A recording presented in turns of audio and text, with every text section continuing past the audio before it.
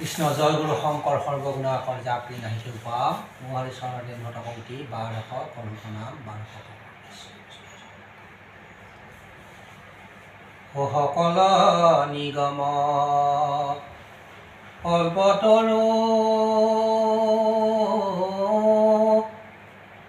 তাৰ ফল মহাভাগৱত সেই ফলৰ হৰি নাম যশ অপিয়োগ সাধু সংগ ৰাম পিয়োগ সাধু সংগ 24 মহৰ্ষি কাশ্যপৰ অদিতিক হৰিক আৰাধিবলৈ প্ৰয়োগত বিধান প্ৰথম তাৰমানে তেওঁক আদেশ দিব এতিয়া ভগৱানক স্তুতি কৰিবৰ কাৰণে কেনেকৈ তেওঁ পায় অনন্তৰে দেৱমাও সন্দুক্ষণ হৈয়া গাঁও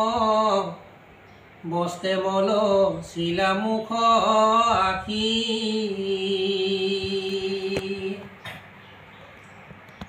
গয়া কতিপয় ভৰি স্বামীৰ আগত ভৰি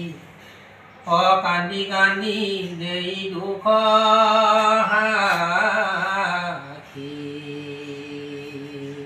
দৈত্যবিলাকৰ অত্যাচাৰত মাক দেৱতাবিলাকৰ মাক অদিতি দুখত নিয়মান হৈ গৈছে তেওঁ কি কৰিছে স্বামী গিৰিয়েকৰ ওচৰত স্বামী কোন আছিলে কাশ্যপ মহৰ্ষিৰ ওচৰত যাই সকলো দুখৰ বৃত্তান্তবিলাক তেওঁ কান্দি কান্দি কৈ আছে ধুনীয়াকৈ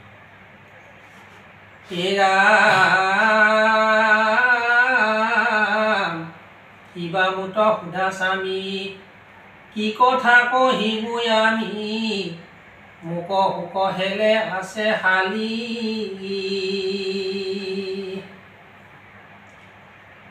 দৈত্যগণ দুৰাচাৰ কাঢ়ি লৈলা ৰাজ্য ভাৰ অতি দশক স্বৰ্গৰণিকালি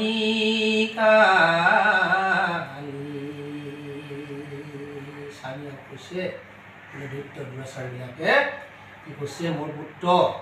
ইন্দ্ৰ দেৱতাবিলাক আছে যিমান সকলো তেওঁলোকে স্বৰ্গপদবিলাক কাঢ়ি লৈ তেওঁলোকক তাৰ পৰা খেদি বাহিৰ কৰি দিছে হে ৰাম দশ দিগ পাল মানে পলাই গইল নানা স্থানে পৃথিৱীত ফুৰে ভিক্ষা মাগি শৈলন্ত প্ৰেতৰ বেশ তা সম্ভাৰ শুনি কেশ ঐ অভাগিনী জীও কি কলাগি উত্তৰবিলাকৰ শোকত তেওঁলোকে পথৰ ভিক্ষাৰী হৈছে এইফালে ৰাজ্যভাৰ হেৰুৱাই ৰাজ্য হেৰুৱাই ঘৰবোৰ আহিলে গতিকে ল'ৰাৰ দুখ দেখি কেনেকৈ তেওঁ সহ্য কৰি থাকে এইবিলাক কথা তেওঁ নিয়মান হৈ গৈছে শোকত ভাগি পৰিছে পুত্ৰৰ দুখত কি ৰকমে আকৌ পুত্ৰৰ সুখ ঘূৰাই আনিব পাৰি সেইটো চিন্তা কৰি তেওঁ স্বামীৰ ওচৰত যায় সকলোবিলাক নিবেদন কৰি কৈ আছে এই অমৰাৱতী দণ্ডপাত ৰত্ন সিংহাসন খাত কাঢ়ি লৈলা বলিমান গুৰি সতী নিৰপুত্ৰ ছয় আছে হবে অদ্ভুত মূল জানা হবে গৈল পুৰি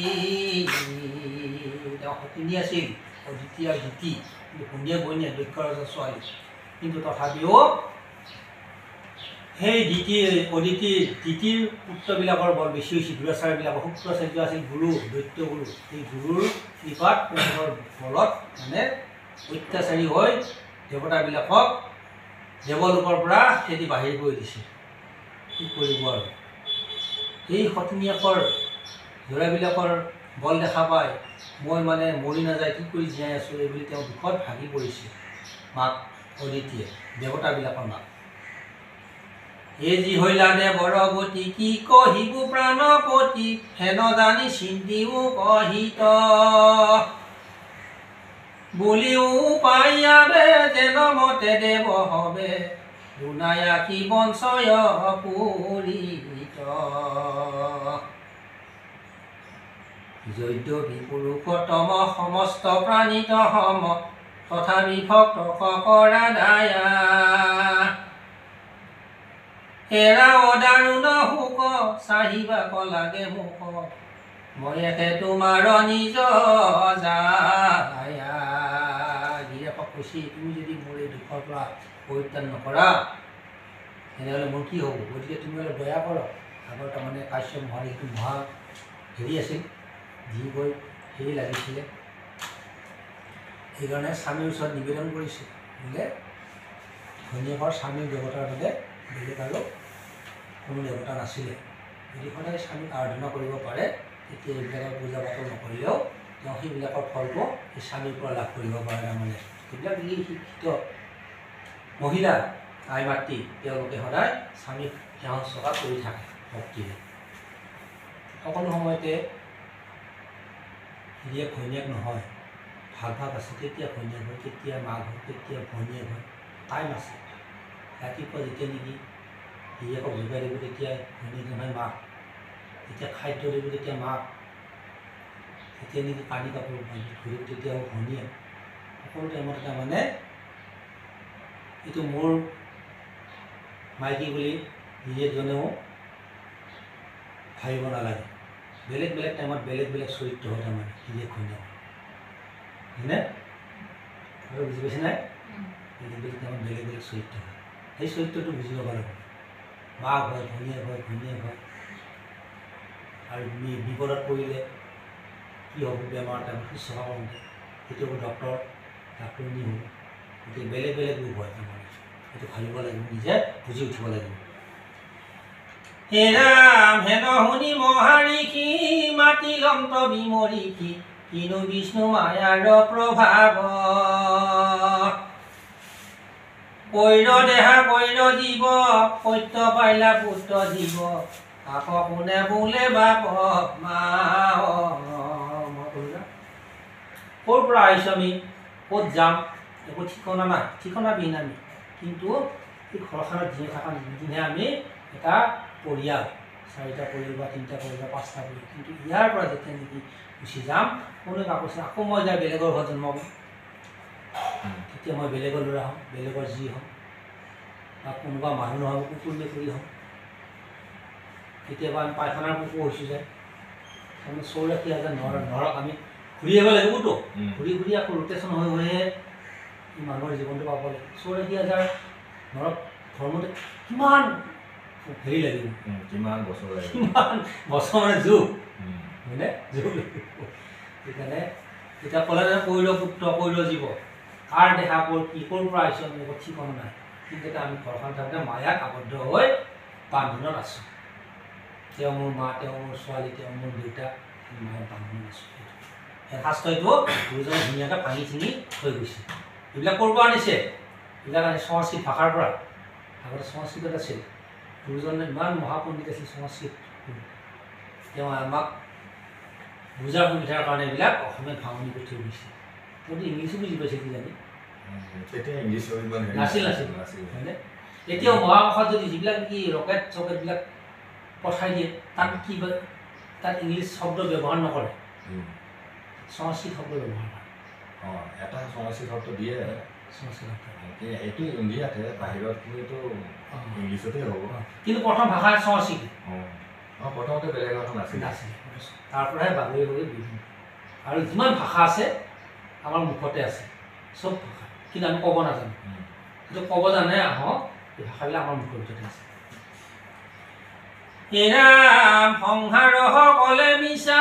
তথা পিতা হাত ইচ্ছা মোহজৰি বান্ধি আছে টান কোন বুদ্ধি কৰো আবে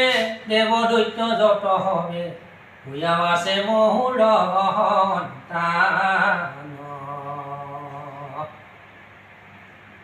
একদিকে হস্তি যায় আৰু দিকে মাল খাই আবে মই হওঁ কিনো কোন ভীতি যি হওক সি হওক ভাগে ভক্তক চাহিব লাগে শুনা কহো উপায় তেতিয়া কাশ্যপে ধুনীয়াকৈ চিন্তা কৰি চালে হয় তেওঁ মোৰ শৰণাগত হ'ল আহি শৰণাগতক আশ্ৰয় দিয়াটো এটা কৰ্তব্য হয়নে যদি আপুনি ৰাতি কোনোবাৰ পৰা এটা আলহী আহিছে আপোনাক ক'লে বোলে ৰাতি থাকিব লুকুৱাই দিয়ে যদি চুৰ চাটুৰি নহয় তাৰ যদি মনটো ভাৱ হয় আপুনি আশ্ৰয় দিব লাগিব সেইটো কৰ্তব্য সেইটো আপুনি ইয়াত নিজে বাৰ্তা ধৰিলেও কিবা কৰি চাওঁতে প্ৰথম সেইটো কৰ্তব্য সেইকাৰণে তেওঁ ভাবিলে মই শৰণাগতক মানে উপায়টো দিব লাগিব সেই শৰণাগত কোন নিজৰ ঘৈণীয়েক অদিতি আছে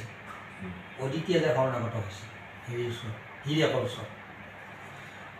শান্তে দৈবত ধৰি আৰু দিবু দেৱ হৰি তেবে হৈব দুৰ্গতি নিস্তাৰ একচিতে কৰা হেব ভক্তৰ বৎসল দেৱ মাধৱে সাধিবে প্ৰতিকাৰ কৈছে প্ৰিয়ে তোমাক এটা মই কথা কওঁ না তোমাক মই কি উপায় দিম মই কি তোমাৰ কষ্ট সাধন কৰিম গতিকে তুমি যদি পৰম ব্ৰহ্ম